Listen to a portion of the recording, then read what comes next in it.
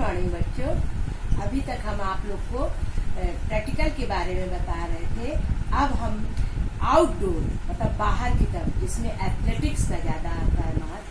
Athletics जो होता है वो 400 ग्राउंड पे होता है।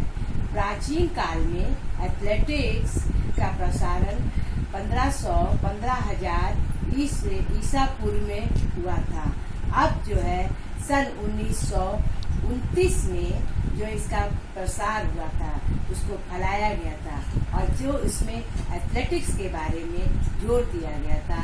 जो बच्चे खेलते हैं और पुरस्कार जीतते हैं, उसको हम एथलेटिक्स में लाते हैं। जैसे बच्चों, ये मेरा तीसरा चैप्टर है, जिसमें जो लिखा है एथलेटिक्स का धावक पथ या ट्रैक।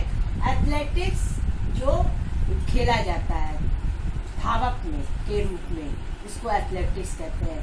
और एथलेटिक्स में ये भी आता है, ये नहीं कि हम टीम गेम की तरह है, व्यक्तिगत टीम होता है। एथलेटिक्स क्या होता है? व्यक्ति स्वयं हम जो है अकेले में खेलते हैं। जैसे कि एथलेटिक्स में 3 गेम ले सकते हैं। बहुत सी गेम है, जैसे कि रेस है, शॉर्ट पट है, डिस्कस है, जैवलिन है, हाई जंप है, लॉन्ग जंप है, ट्रिपल जंप है और रिले रेस है।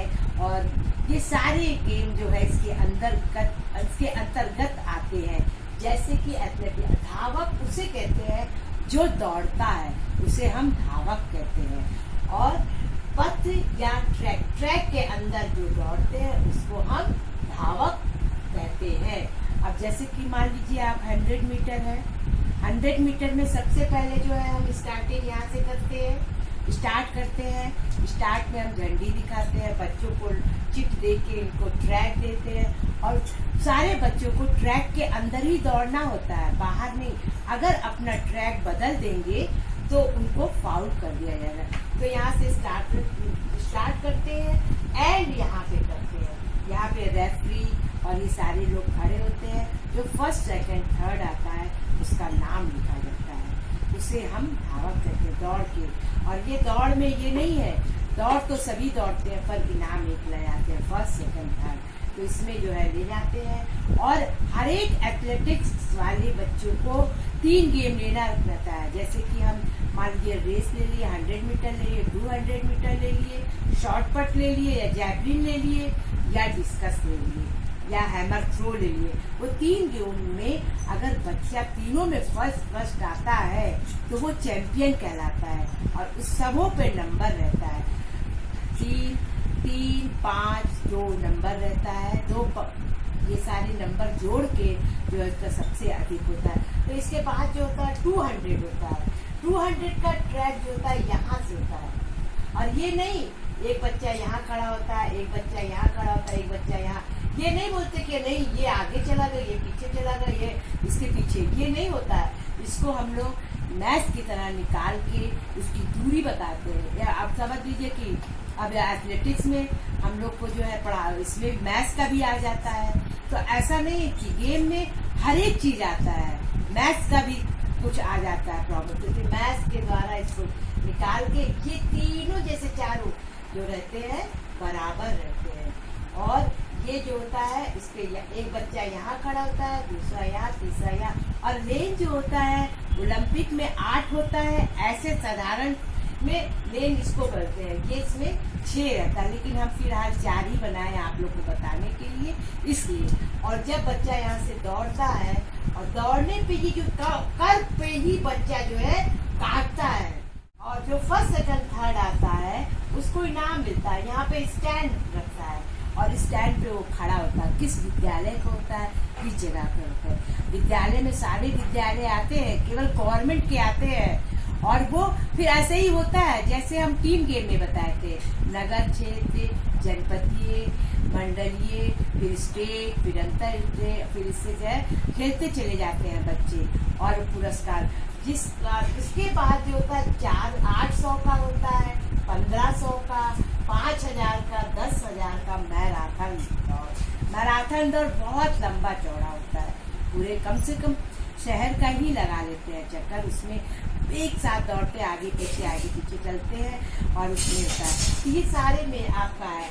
और हैडिल रेस वो होता है जो इस तरह से रहता है उसको इसको जंप करते हुए जाते हैं और 8 हैंडल लगा रहता है और 8 हैंडल जो दौड़ के कूद के आगे निकल जाता है और लास्ट उसमें आ जाता है वो फर्स्ट आता है। तो ऐसे करके सारे गेम होता है और उसके बाद फिर एक रेस होता है जैसे कि रिले रेस होता है। रिले रेस का नंबर उसमें नहीं जुड़ता है, उसमें टीम गेम में मतलब उसमें जो होता है व्यक्तिगत उसमें जो होता है उसमें नहीं जुड़ता है, ये पर्सनल जुड़ता है।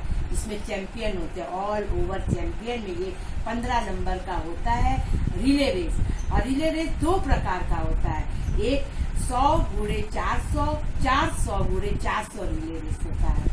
वो रिले रेस में अगर आप फर्स्ट आते हैं तो आपके जितने बच्चे स्कूल में आए हैं उस पर वो नंबर जुड़ता है। और रिले रेस ऐसे नहीं होता है, एक तो आप या तो आप पूरे ग्राउंड में 400 ग्राउंड में दौड़ते हैं और हर जगह 100 मीटर दौड़ते हैं।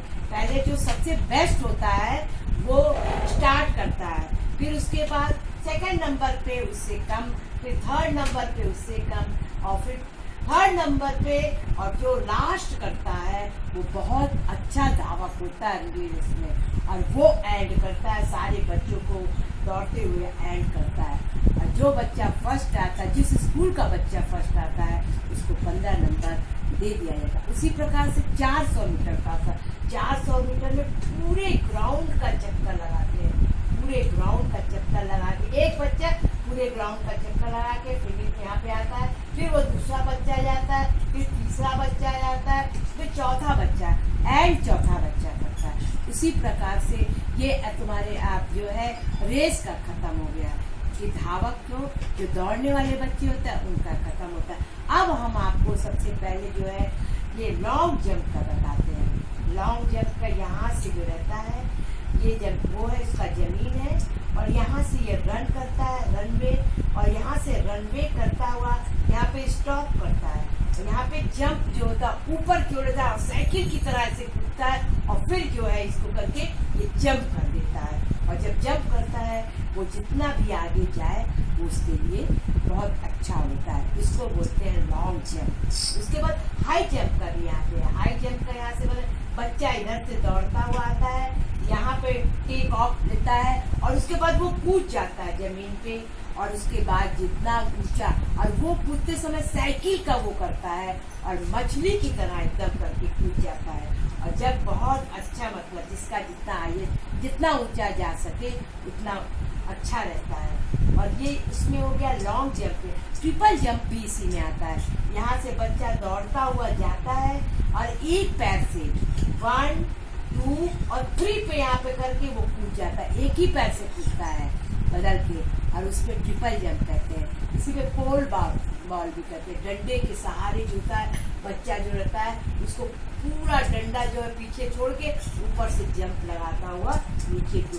अब तो बहुत सुविधाएं हो गई हैं और इसमें जो है ये गद्दा वद्दी लग गया, पहले तो बच्चे जमीन पे करते थे, अब ट्रैक तो इतना सुंदर बन गया है कि देखने लायक रहता है और सारे ट्रैक पे वो बिक जाए, लॉन टाइप का बिक जाता है, वो सारी चीज होती है। उसके बाद ये हो गया लॉन्ग जंप हो गया है, आपका ट्रिपल जंप हो गया है, हाई जंप हो गया है। अब आपको जैवलिन के बारे में बताते हैं। जैवलिन का भी ग्राउंड इतना ही बड़ा होता है, इसी ग्राउंड के अंदर ही जाना चाहिए। अगर ग्राउंड के बाहर जैवलिन चला गया तो आपका फाउल हो जाता है।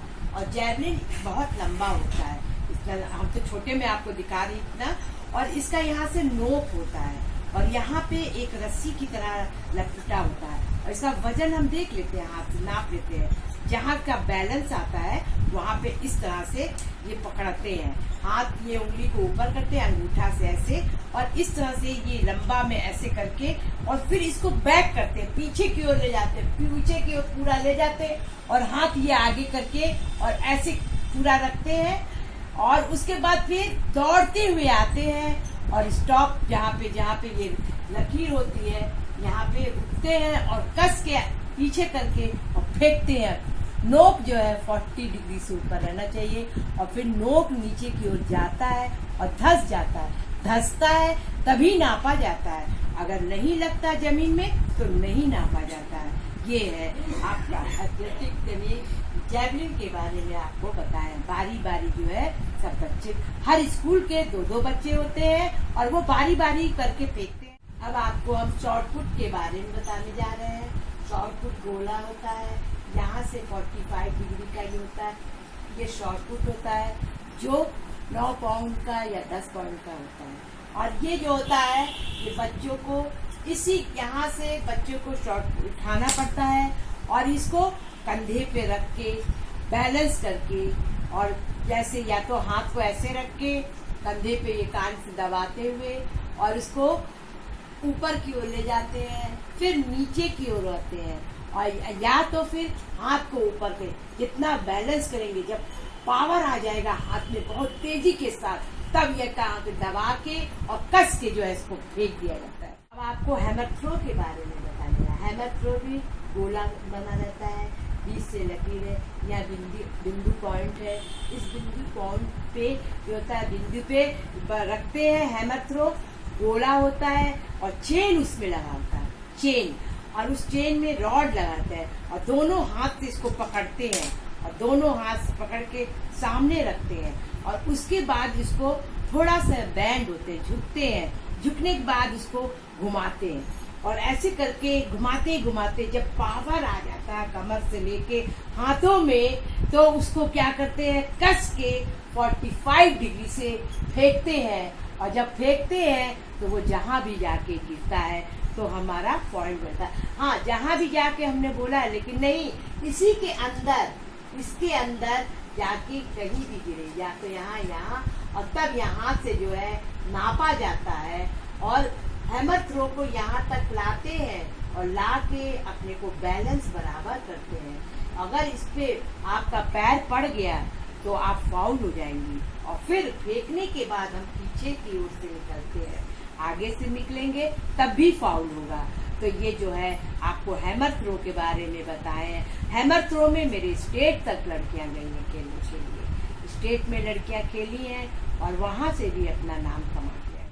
जो है आपको हम बताएंगे, जैसे कि कोई भी गेम करने के लिए हमारे पास बहुत से टीचर्स की आवश्यकता होती है, गेम टीचर की आवश्यकता होती है, जजों की आवश्यकता होती है, टाइम कीपरों की आवश्यकता होती है, लाइनमैन की आवश्यकता होती है, और ये सारी चीजें लोग होती हैं, स्कोरर की होती है, उसके बाद सर्टिफिकेट बनाने का होता है, सर्टिफिकेट का होता है, प्राइज देने का होता है, पुरस्कार का, मतलब हर चीज का, जलपान का होता है, आय व्यय का विवरण के लिए हमको हर एक शिक्षक की जरूरत होती है, और सबका समय निर्धारित होता है। एक समय एथलेटिक्स के लिए एक मतलब स्कूल को जिम्मेदारी दे दिया था, उस स्कूल का जिम्मेदारी होता है कि पूरा जो है ये सारी जिम्मेदारी आपको पूरा करवाता है, और सारी देख रेख, और एथलेटिक्स जो होता है वो 3 दिन का होता है, और 3 दिन के बाद तीसरे दिन होता है पुरस्कार मिलता है। जिस स्कूल में जैसे 12-13 स्कूल आते हैं, तो अब जो बच्चा चैंपियन होता है जिस स्कूल का, उस बच्चे को पुरस्कार चैंपियन का मिलता है, अलग से एक मेडल मिलता है।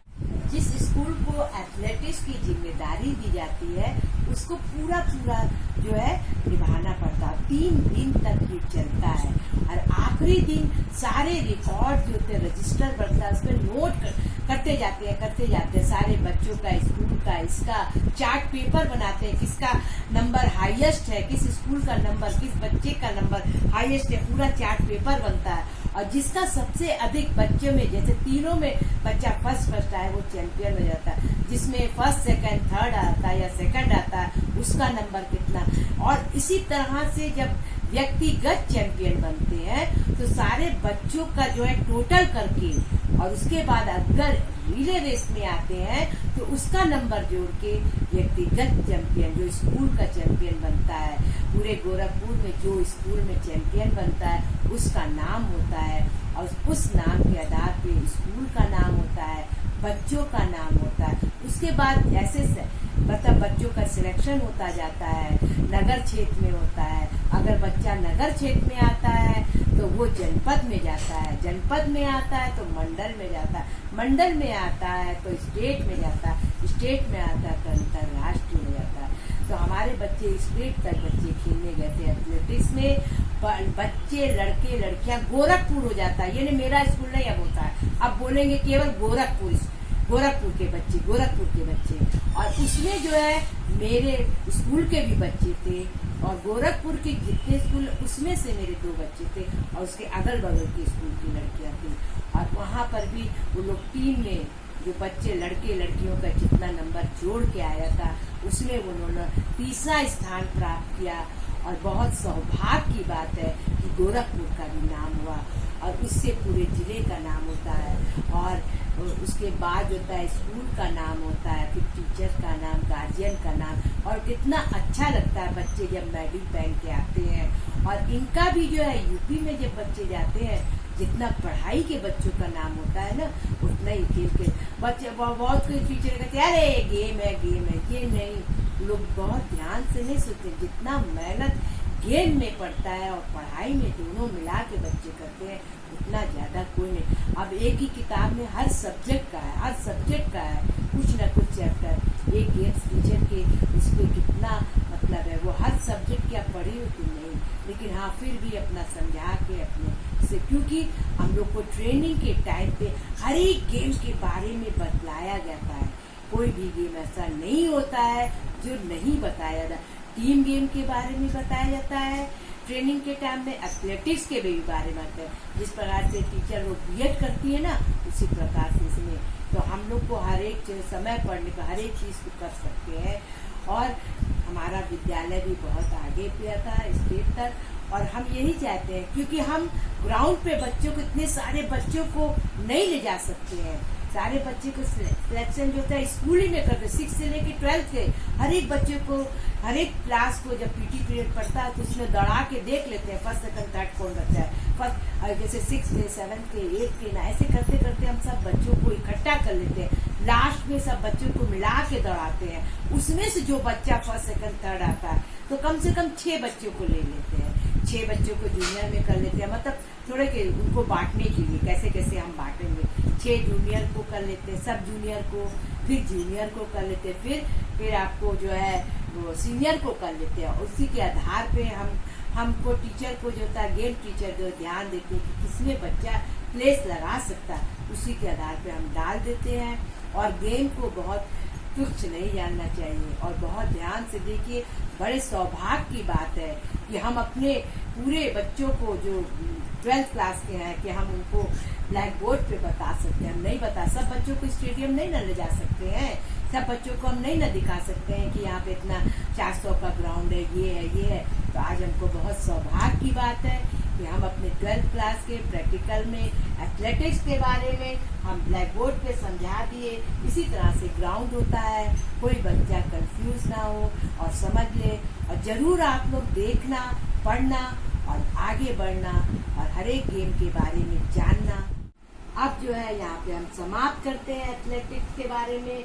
और कोई भी कंफ्यूजन हो या कोई भी बात हो तो आप जरूर हमसे पूछ लीजिएगा और एक नोट्स जरूर बना लीजिएगा। धन्यवाद, बाय बाय।